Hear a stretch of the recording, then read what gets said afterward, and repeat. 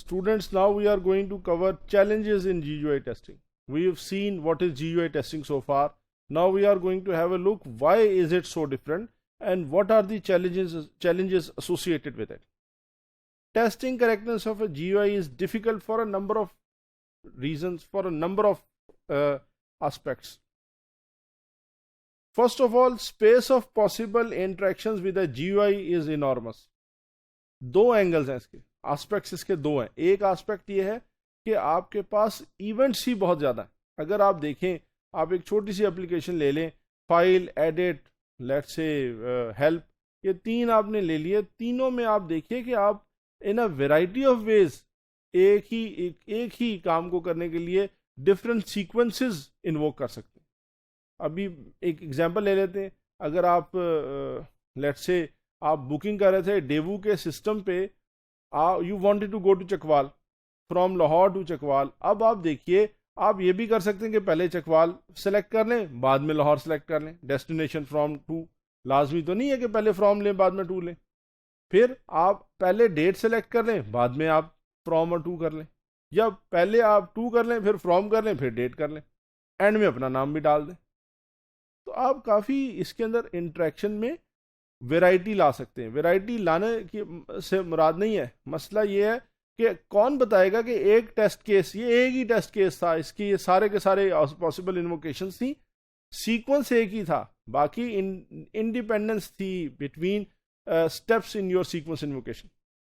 कौन बताएगा? और अगर ये सारी की सारी मुझे पता नहीं है, तो I will end up for a simple application, I will end up with a huge number of test cases. Okay, ये एक हो गया. Large number of possible states resulting in large number of input permutations. ये मैंने अभी पहले भी बात की कि इनपुट की बेतहाशा परम्यूटेशंस हो सकती हैं. Okay, sequences can be infinitely many. अब अगर आप हर सीक्वेंस को इंडिपेंडेंट ट्रीट करें, जैसे मैंने पहले बोला इस पे, तो सीक्वेंसेस इनफाइनाइटली, कौन बताएगा? कोई मैकेनिज्म चाहिए होगा आपको कि आप इनको रिड्यूस कर सकें, टेस्ट केसेस को मिनिमाइज कर सकें टू अ लेवल जहां आपके लिए ये एक मीनिंगफुल एक्टिविटी बन जाए. क्योंकि every each test execution cost money, cost as financial aspect of it.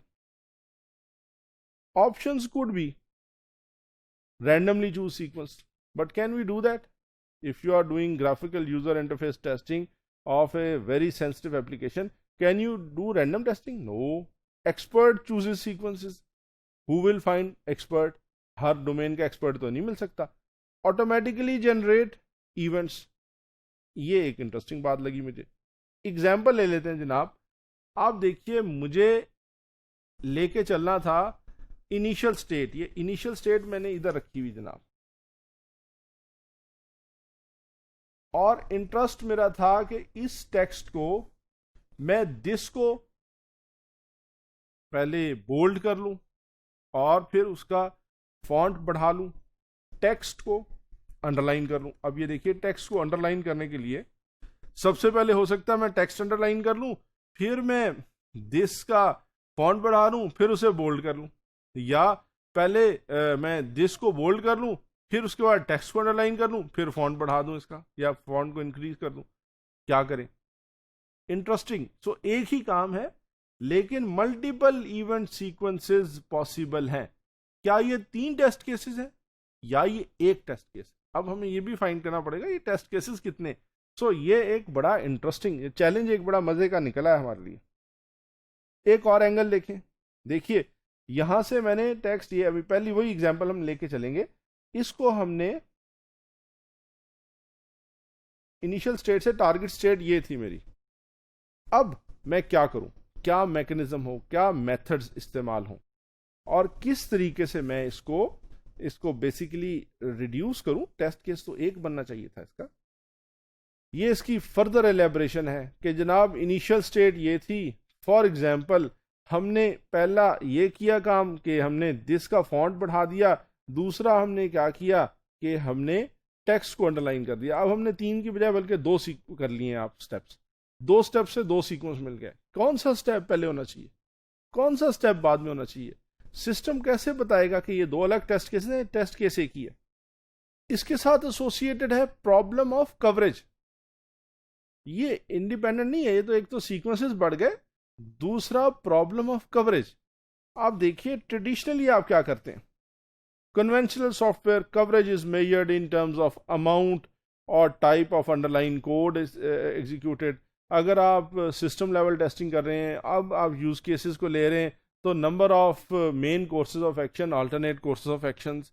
अगर आप यूजर स्टोरीज ले रहे हैं तो आपने कितनी यूजर स्टोरीज को कवर कर लिया, कितने स्टेप्स को कवर कर लिया। अगर आप इंटीग्रेशन में हैं तो अगर आपने कितनी, आपके पास सीक्वेंसेस थे, कितने पॉसिबल सीक्वेंसेस थे, और कितने आपके पास क्विसांसेस थे, इवेंट क्विसांसेस, डेटा क्विसांसेस, आपने उनको देख लिया और आपने उसके हिसाब से कैलकुलेट कर लिया कि इतनी इन बिटवीन क्लासेस इतनी इंटरेक्शंस पॉसिबल थी, इतने सीक्वेंसेस पॉसिबल थे, मैंने टेस्ट कर लिया। Again you are ending up a metric, ending up at a metric. आपके पास एक नंबर आ रहा है, आपने जी 100 थे सीक्वेंसेस, 77 कवर हो गए। यहां क्या करें, कितने इवेंट्स हैं? इवेंट्स तो चले, मैंने कहा जी लेट्स से 55 हैं। इवेंट्स की परमिटेशंस कितनी हैं? कितनी परमिटेशंस एक दूसरे के इक्विवेलेंट हैं? मैं अभी जो पिछली एग्जांपल थी, अगर मैं उस पर 1 मिनट के लिए वापस जा सकूं, ये देखिए, ये दोनों इवेंट्स या दोनों सीक्वेंसेस, एक सीक्वेंस जो इधर से जा रहा है, एक सीक्वेंस जो इधर से जा रहा है, ending up from same initial to same goal state, they are equivalent. Which one should I count? क्या ये 2 इवेंट हुए, 4 इवेंट हुए? एक इवेंट ये हुआ, दूसरा ये हुआ, तीसरा ये हुआ, चौथा ये हुआ, कौन सा event? Again so I am ending up at a problem. So मुझे समहाउ कवरेज फाइंड आउट करनी है और ये कन्वेंशनल वे से नहीं होगी। प्रॉब्ली इस आइटम को या इस टेस्टिंग टाइप को कवर करने का मतलब ही ये है कि हम आपको ये भी एज ए साइड इफेक्ट पढ़ा सकें कि आपको जब भी टेस्टिंग करनी है, टेस्टिंग में आपने element of coverage, system under test, element of coverage, दोनों बड़े इंपॉर्टेंट है। Test cases important, system under test के टेस्ट केसेस इंपॉर्टेंट, लेकिन मुझे निकला क्या? एग्जिट क्राइटेरिया, जो मैंने आपको पहले कई दफा बोला, एग्जिट क्राइटेरिया क्या है, कवरेज क्या हुई। कैसे मैं बताऊंगा लोगों को कि मैंने अपना टेस्टिंग इनफ एडिक्वेटली कवर की है? अनदर इशू, इसके अंदर दूसरा इशू जो चैलेंज है वो ये है कि जनाब आप which level of testing you are doing. Are you at unit level, are you at integration level, are you at system level, are you doing regression testing? आप क्या कर रहे हैं, ये भी आपके लिए। और for each level you will have to come up with a kind of a sense of coverage which cannot be on your traditional methods.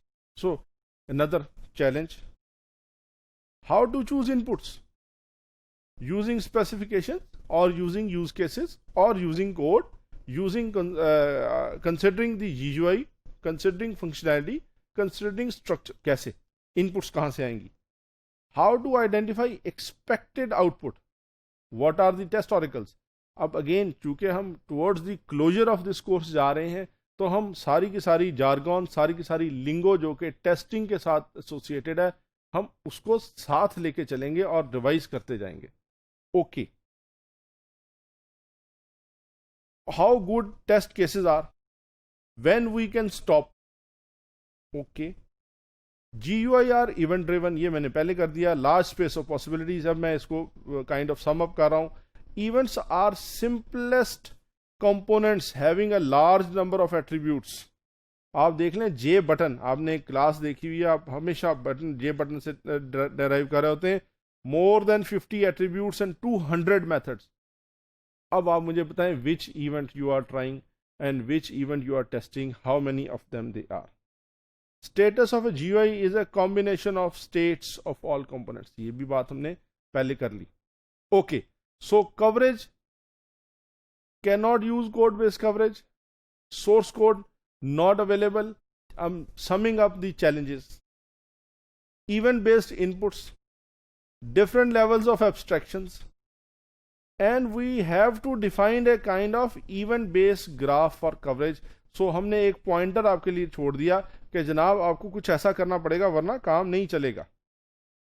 And we might call it, I mean, we will call it, inshallah, even full flow graph, and based on that, we'll give a sense of coverage in the next module.